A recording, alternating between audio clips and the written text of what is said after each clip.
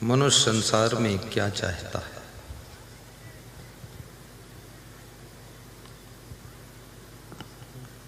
बचपन से लेकर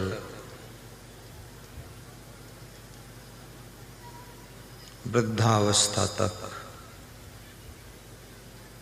मनुष्य किस चीज की तलाश में रहता है?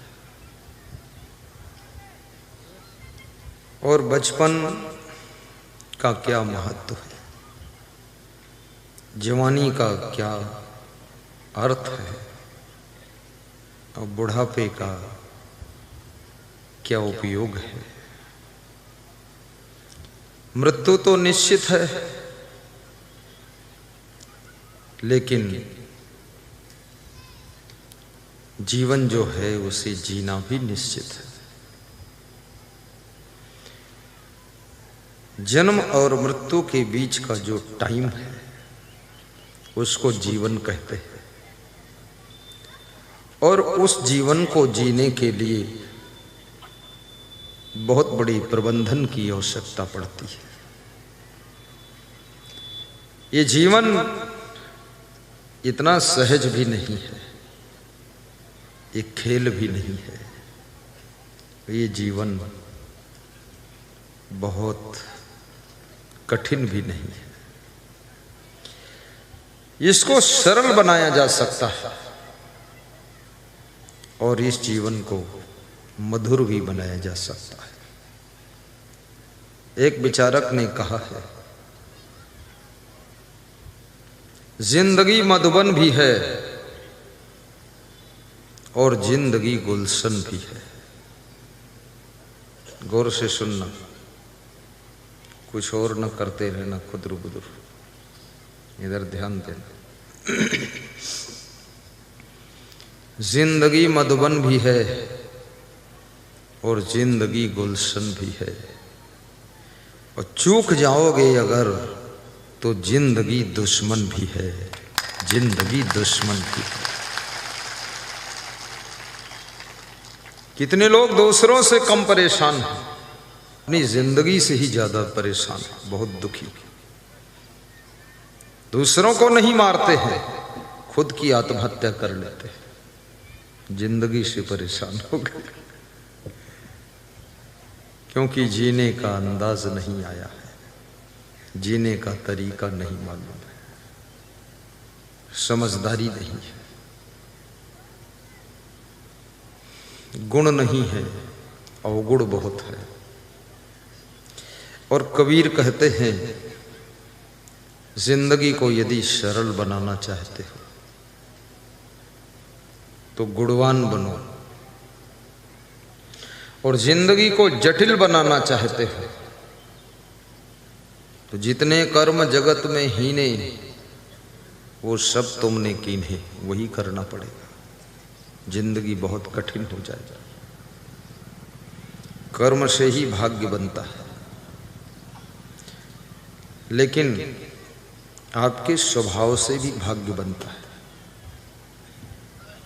कर्म तो हाथों से करते हो, लेकिन जो आपका स्वभाव है ना, नेचर, जिसको इंग्लिश में नेचर कहते हैं, सुंदर स्वभाव बनाइए, सरल स्वभाव। स्वभाव का प्रभाव भाग्य के ऊपर देखा जाता है, और स्वभाव का निर्माण पैसे से नहीं होता है। स्वभाव की रचना आपकी समझदारी से होती है, आपके विवेक से होती है। मकान बनाने में पैसा लगता है, गाड़ी खरीदने में पैसा लगता है, कपड़ा खरीदने में पैसा लगता है, भंडारा करने में पैसा लगता है, सत्संग समागम कराने में भी पैसा लगता है। लेकिन स्वभाव सुंदर बनाने में पैसा नहीं लगता है, बल्कि आपके गुण लगते हैं। और जितने अधिक आप गुणवान होंगे, आपका स्वभाव उतना ही सुंदर होगा, और जितना स्वभाव सुंदर होगा उतना आपके भाग्य का प्रभाव भी सुंदर होगा।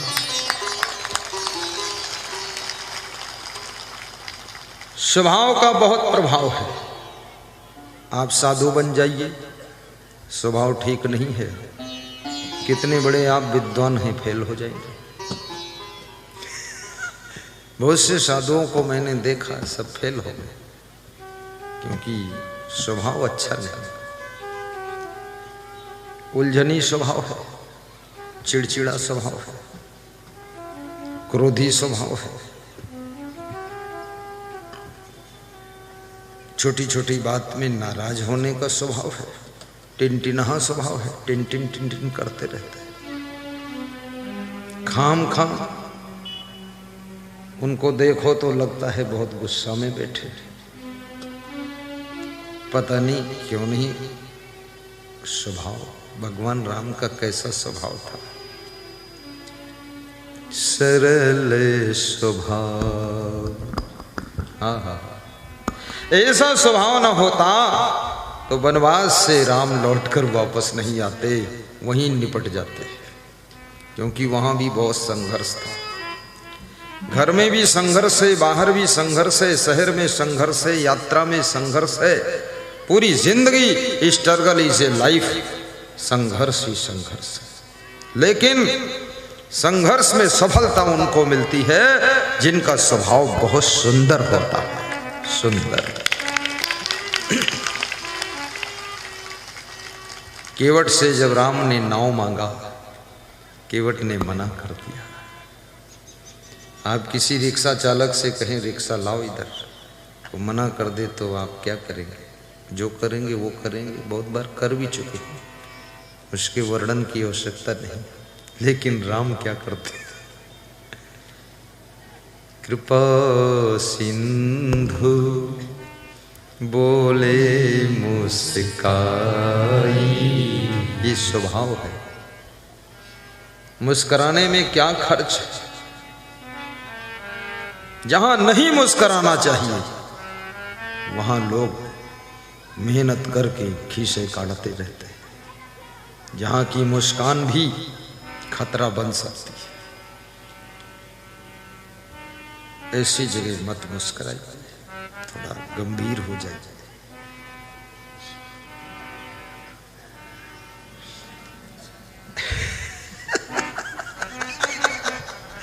कुछ लोग समझ गए इशारा। हाँ बिल्कुल, खुल्ला खुल्ला थोड़े कहूंगा, इज्जत बनाए रखूंगा।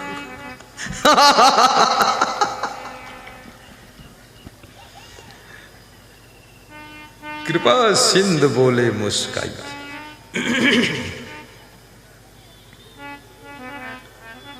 कृपा सिंधु बोले मुस्काई, सोई करु जेहि तब नाम न जाई। इस चौपाई में दो बातें मेन है। एक तो कृपा सिंधु यानी राम भगवान केवट से मुस्कुरा कर बोले। केवट नाव लाने के लिए मना कर रहा, मैं नहीं लाऊंगा, मांगी नाव न केवट लाना, कहे तुम्हार मरम मैं जाना।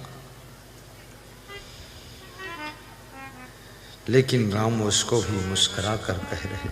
और जो लास्ट में चौपाई की अर्धाली है उसमें राम केवट के हित की बात कहते हैं,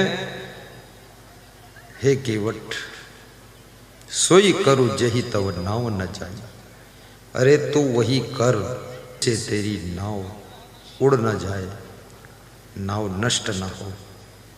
चरण धोना है तो धो ले, मेरे चरणों की धूल में अगर कोई करामात है तो धो लो, धूल छूट जाए फिर बैठ लेंगे।